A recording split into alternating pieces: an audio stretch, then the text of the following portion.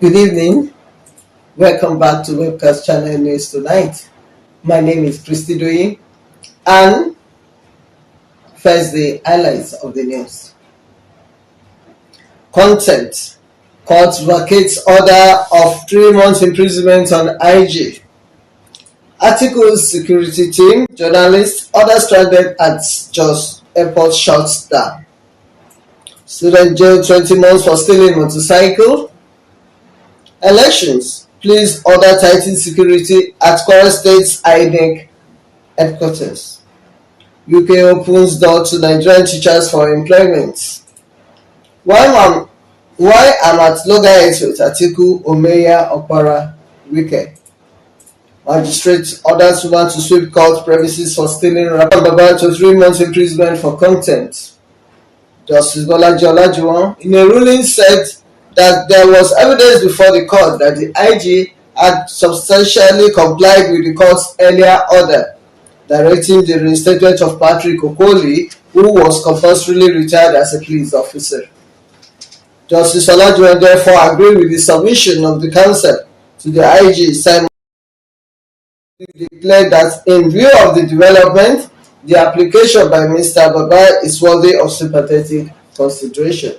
In view of the substantial compliance with the order of the court and the assurance of ensuring full compliance, the order committing the applicant is the Inspector General of Police, Usman Akali Baba, is hereby set aside, she wrote. It was widely reported that Olajuwon had on November 29 convicted Baba and sentenced him to a 3-month term for failing to obey the October 21, 2011 judgment of a sister court presided over by Justice Donatus Okorowo, reinstating Okoli. Okoli was compulsorily retired in 1992 while serving in the Bauchi State Command as a Chief Superintendent of Police (CSP) by the Police Council, now known as the Police Service Commission (PSC), which claimed to have acted under Decree 17 of 1984, a decision the court voided in the October 2011 judgment. At least 100 members of the People's Democratic Party were stranded at the Yakubu Gowon Stadium in Jos, the Plateau State's capital, moments after concluding the party's presidential campaign rally in the state on Tuesday. Among those stranded at the Jos Airport was the National Organizing Secretary of the PDP, Umar Bature. Also stranded were security personnel working directly with the PDP presidential candidate Atiku Abubakar, as well as journalists. Atiku and the PDP Presidential Campaign Council were said to have been transported to the airport shortly after the rally. About 30 minutes later, the PDP candidate and some top members of the party reportedly boarded and departed from the state. However, shortly after, the airport's tower signal went off. It was gathered that an aircraft that was about to land could not land and was forced to turn back. An airport worker explained that the staff received instruction to shut down the facility at exactly 5:30 p.m., claiming that there was no request for an extension of time by the PDP. Some PDP members alleged that this could have been politically motivated, with a member of the PDP, Justice Abraham, accusing the All Progressive Congress of ordering the shutdown of the airport. But 3 hours later, the tower signal came back. However, 2 aircraft arrived at the airport to move the stranded passengers to Abuja. An upper area court in Jos on Wednesday sentenced 2 students to 20 months imprisonment for conspiring and stealing a motorcycle. The judge, David Dawulak, sentenced both students after they pleaded guilty to the 2 counts charge. Dawulak, however, gave the convicts an option of 10,000 naira fine or 8 months each for conspiring and another 15,000 naira or 12 months each for stealing. The judge said the judgment will serve as deterrent to those who will want to indulge in such criminal acts. Earlier, the prosecutor, Inspector Daniel Namuwa, told the court that the case was reported on November 6 at Anglo-Jos Police Station by some officers of the Nigerian police. The prosecutor said that the convicts conspired and stole a motorcycle parked under a tree before they were arrested. The offense, he said, is punishable under Section 59 and 272 of Plateau Penal Code law. Nigeria has been listed among African countries whose citizens can now apply for qualified teacher status through the Teaching Regulation Agency in the United Kingdom from February 2023. Other countries to benefit include Ghana, Hong Kong, India, Jamaica, Singapore, South Africa, Ukraine, and Zimbabwe.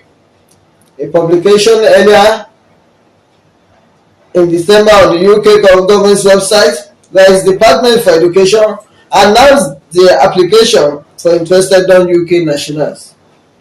The applicants do not even necessarily require initial teaching qualification, as the country offers a training program for the potential migrants. The notice read, from February 1st, 2023, teachers who qualify to the QTR through the training. This change is part of the launch of a new service.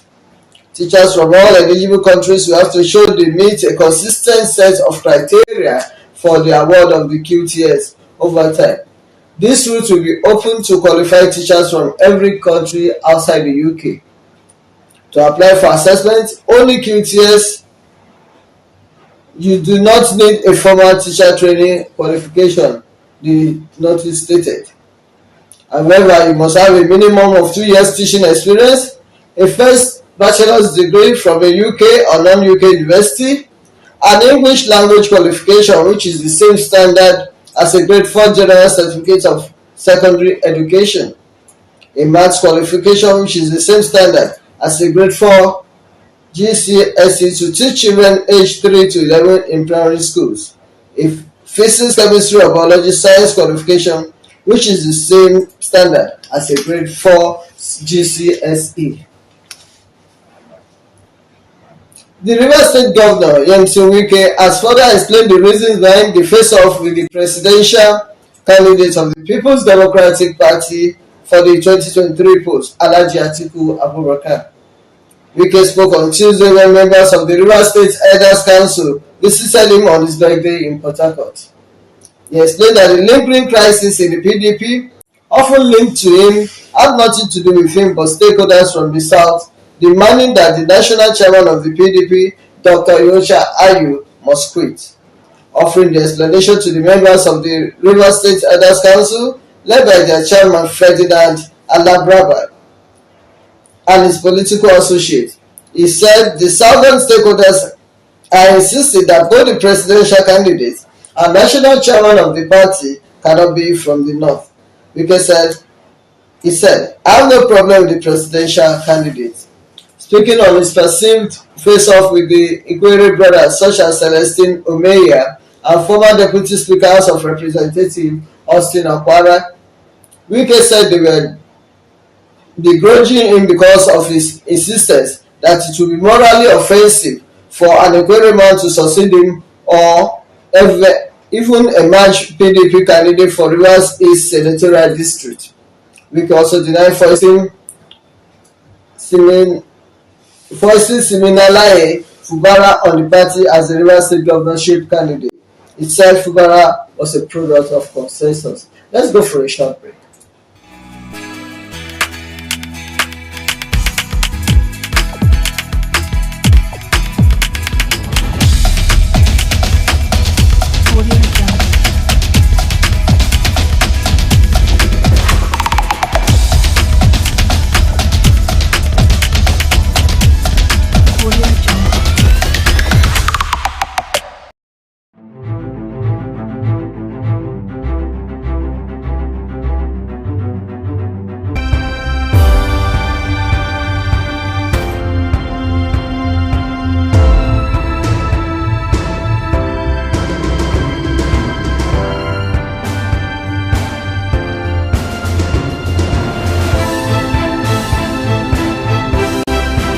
Academics and others. They were trained on Central Admissions Processing System (CAPS), an integrated brochure and syllabus system newly introduced by the Board for Quality and Efficient Services. Declaring the training open, the JAMB registrar said the training was aimed at bridging the communication gap between JAMB tertiary institutions and its regulatory agencies. Oloyede, who spoke through Zoom, said the board engaged the participants to make things easier for all the stakeholders through JAMB online initiatives. He said, "We created CAPS as a technical platform for JAMB officials and heads of institutions, the vice chancellors, rectors, and others to interact efficiently. So when it comes to CAPS, admission becomes seamless," he said. The registrar recalled that in 2017, the board created appropriate and adequate platform for candidate students to interact with JAMB. But other major stakeholders, when it comes to admission and administration, particularly with the regulatory agencies like National Universities Commission, National Commission for Colleges of Education, and NBT communication is confusing, he said. He explained further that the communication gap made them to create a platform for the curriculum and admissions for institutions. According to him, there is need for a three-way communication whereby when it comes to issue of accreditation, curriculum, amendments of requirements and others, JAMB, institutions, and regulatory agencies will be involved. It is for this reason that we unveil IBAS for vibrant communication, and it is efficient and keeps our records permanently because nobody can deny it.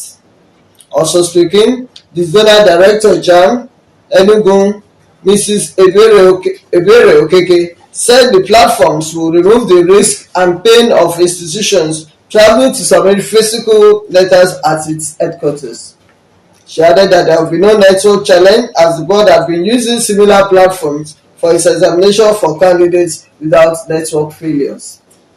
A participant and admission officer, University of Nigeria Nsukka, Dr. Godwin Naji, described the training as extremely desirable as it will offer stakeholders some practical experience about JAMB News online platform.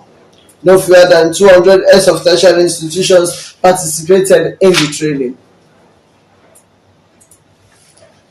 A Kaduna Chief Magistrate Court on Wednesday ordered a 29-year-old woman, Sarah Jacob, to sweep the court premises for 3 weeks for stealing 8 pieces of wrappers and 6 trousers worth 158,000 naira.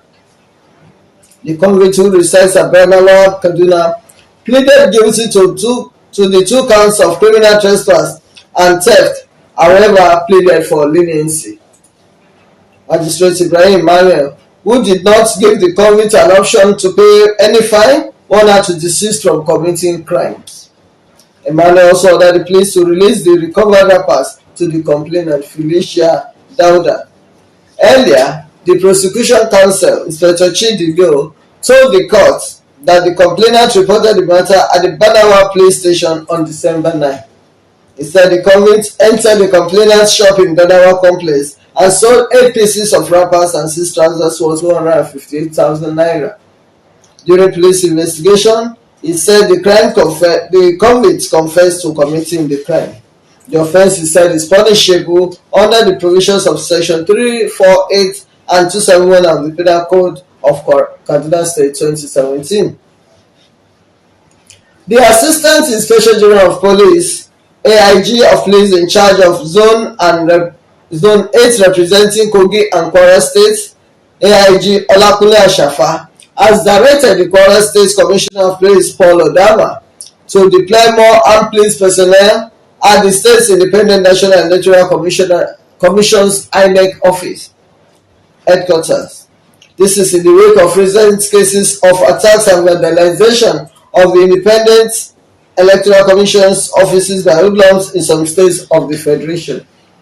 He said this was to further beef up security of personnel, electoral documents, and other valuable facilities at the Commission's office as the nation moves towards another general elections. He assured that the police will put all strategies and measures in place to curtail attacks on the INEC facilities by protecting all elections materials and personnel.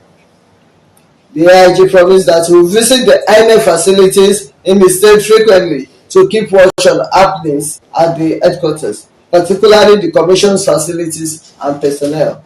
Earlier, the state's Resident Electoral Commission Atahiru Madami commended officers and men of the State Police Command under the headship of the Commissioner of Police Paul Udama for living up to expectations in discharging of their duties.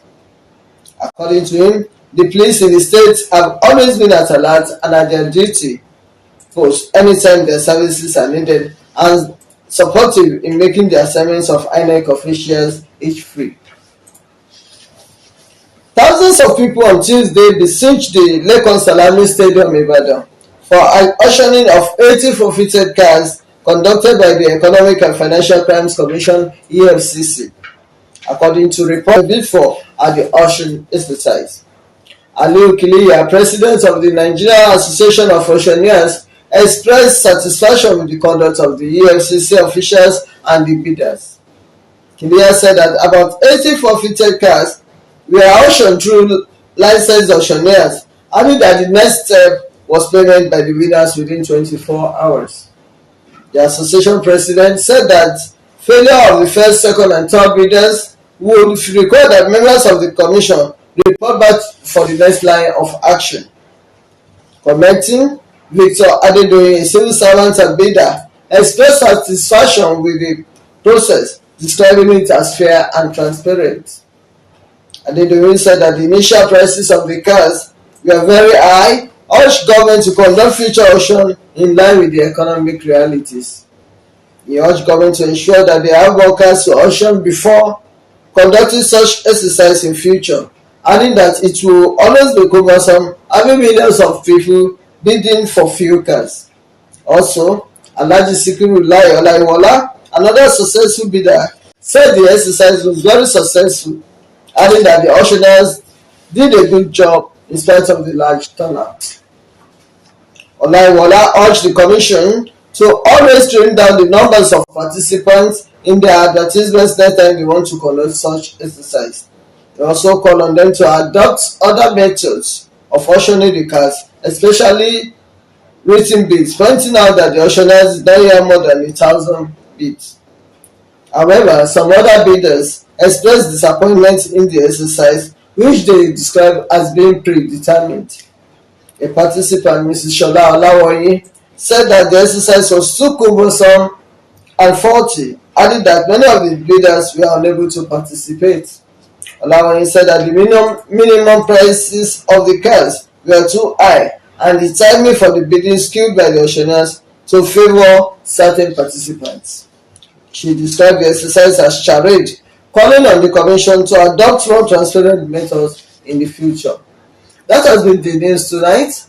I wish you a good night rest. My name is Christy Doe. Bye.